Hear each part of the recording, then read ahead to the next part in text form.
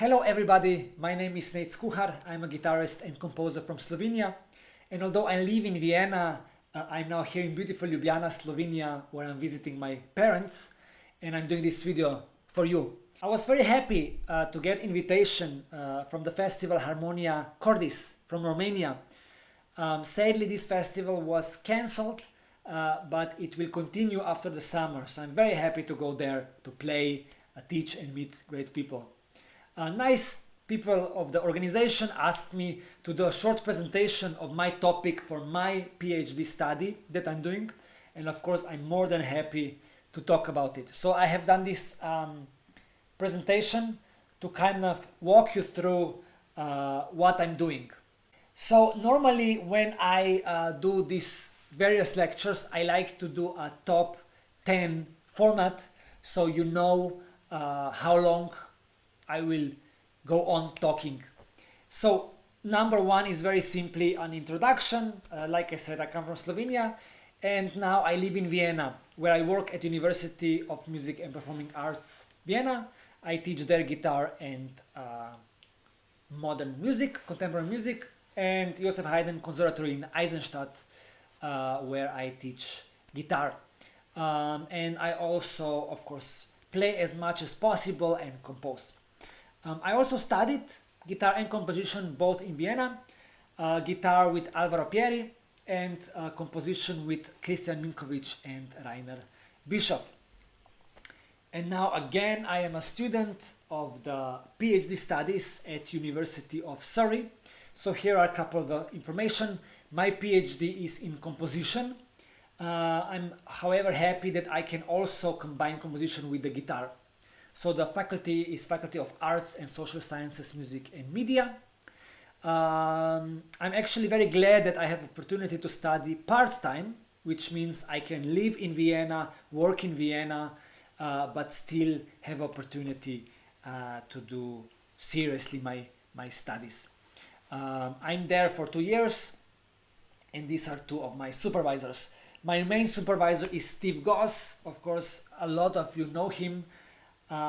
He's one of the reasons, he's the biggest reason I decided to do my PhD at Surrey University. I really feel that his profile of musician is for me a perfect profile. Not only that he's a great guitarist and composer, and even more important, not just guitar music, but general music like concertos for other instruments, which helps me a lot. As we will see, my topics are guitar concerti. But also he's a professor and a scholar. So this is something that is not as, it doesn't happen as often as it should in our world. So with him and this university, it really allows me to do the PhD studies in combination with composition and guitar. And I would really suggest to people, if you find the right topic that you're really passionate about, studying PhD, although it takes a lot of time, it's a really enjoyable process. My PhD topics are two genres that are for me completely the opposites. One are guitar concerti, and I go actually much more broader, and I say compositions for guitar and symphony orchestra. And on the other hand, guitar etudes. I consider both of these genres very important, but they're really for me the opposite. Concerti, they are normally longer, multiple movement pieces with a lot of orchestration instruments, with a lot of material. And etudes normally tackle just one technical aspect. They're very didactic compositions, and in my opinion, they should be more shorter than longer. And actually they represent something that I'm very passionate about, because it doesn't happen very often that you get a commission to write a concerto or commission to write etudes. You get commissions for all of the different other things, but these two are so important that with these studies it forces me basically to write what I love. There are three main parts of my submission. One is the research itself, research and of course commentary of my compositions. Second one is my composition portfolio, so everything I will write, and of course various performances. So what is the plan?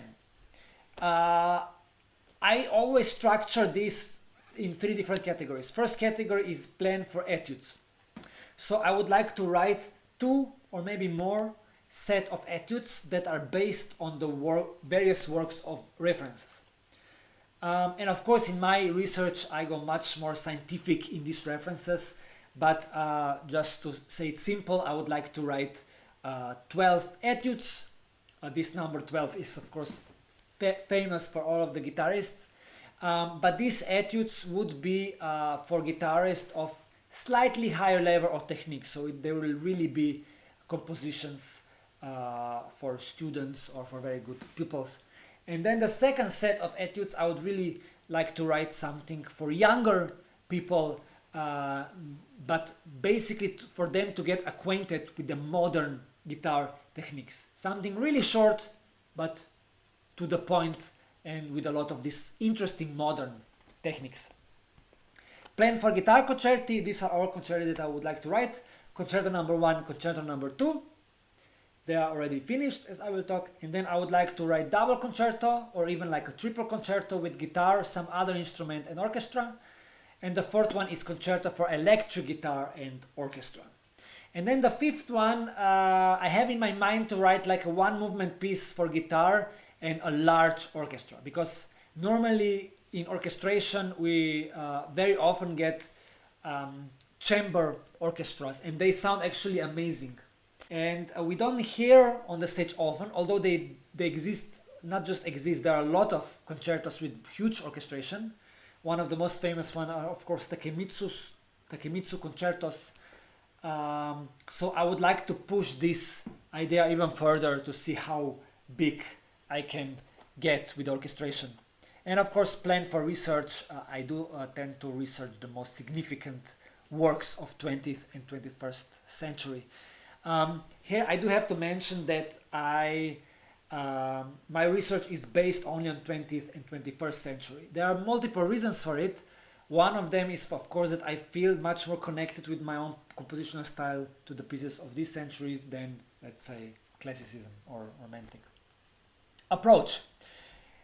For etudes, I would like to define, or I defined, technical difficulties in the pieces of 20th and 21st century, and even more important, musical difficulties of these 2 centuries, because our musical canon, our general repertoire is huge in the 20th and 21st century, but of course the technique differs from the technique of the classical period or romanticism. And a very simple example for this is if you practice scales, it helps you playing scales, but there are a lot of techniques in the 20th century that you have to tackle from another point of view. So in my etudes I would really like to mix various techniques, but even more important, not only techniques but also other musical parameters.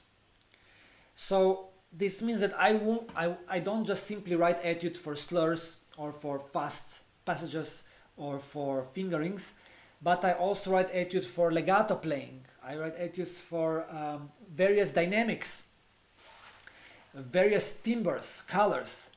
There is one etude, and I tell all of my students to do this. When you have to achieve a legato playing, you can leave one finger on the melody, and with other fingers you can already go to the next chord. So it's almost like a spider. You can get illusion of great legato. I always tell this, but it's actually not an easy technique. So one of the etudes is for this particular technique. One of the etudes is for very beautiful legato playing. And stuff like this. I really want to combine all of this in my etudes. For concerti, of course, for every concerto I have my own rules. Basically, I have to find a commission. I have to compose it, perform it, or find a performance and publish it with my publisher, which is Canadian Les Production DOS Doberman. What I also do, I try to reference other compositions. and I do this resemblance in orchestration, structure, form. Of course, so much was written that for everything I want, I can find an example, and from the examples I can see, this is what I like, this is what I take, and so on. Of course, with my concerti, I want to contribute to the repertoire, and in the end, to experiment with the large orchestra to see how far I can push it. So now I would like to talk a little bit about what I have already done and what I will do. So with the etudes, I have finished my first 2 sets of etudes. The first set of etudes is the Etude Sonata. It is written for the right hand, only for the right, I mean, you play with the left hand, of course, but it's written for the right hand techniques. And my promise to guitarists is that if you will play this etude, all 4 movements, you will have a perfect right hand technique forever. So please play it. And also, I didn't just write it sonata as a only 4 movement piece, but it really has a sonata form. First movement is in a real sonata form, first, second, subject, development, recapitulation. Second one is adagio, third is scherzo, fourth is finale. So it's a real sonata. And then I already finished the set of 12 etudes, or honestly 11. I'm working on the 12th one. And this is this main set that I wanted to write, the set of 12 different etudes. This is an example for my second movement of my right hand etude sonata. And we see I do various combinations with right hand, almost like a tremolo, but it's not really tremolo. It goes from upper to the middle one, sometimes to the lower one. So it's really to develop different tremolo effects, but not with a typical tremolo fingering. This is an example of my 4th movement, which is for the quick arpeggio playing. And then from 12 etudes, we can see, for example, number 2. It's an etude for stretching. I'm often criticized, not often, but sometimes, that I write hard music because my hands are so huge. And it's a little bit true, although I do think that my works are sometimes hard because for me the counterpoint is very, very important. So everything I write, I kind of try to develop every single voice. So this makes it hard. And I can, of course, then grab it with my hands, so maybe because of that. So this is an etude for the left hand stretching, but of course I wanted to do something very slow, something which is not extremely hard, so guitarist has time to stretch and achieve this new tone. This is, for example, number 3. It is for a technique that I don't think it's used often enough in the guitar world, which is very, very virtuoso and fast playing using open strings, almost like arpeggio technique or chord playing, but using open strings you can achieve extremely, extremely virtuoso playing. And then, for example, stretching unusual positions and slurs. So this is one example. Concerti, what I have already done, I have written my first guitar concerto, and like I said before, I wanted to contribute to repertoire. However, this is my first concerto ever written, so not only for guitar but for any instrument. I have written a concertino for guitar and string orchestra, which is kind of arrangement, and I have written one saraband for cello and string orchestra. But the true concerto in this form, this is my first one, and that's why with this concerto I simply wanted to give my own take on the form. The structure of concerto is 4 movements. And I really feel that inclusion of scherzo is very beneficial to this normal 3 movement structure. So it has sonata form, it has with a cadenza, everything very traditionally, it has adagio movement, it has a scherzo movement, and it has a very virtuoso last movement.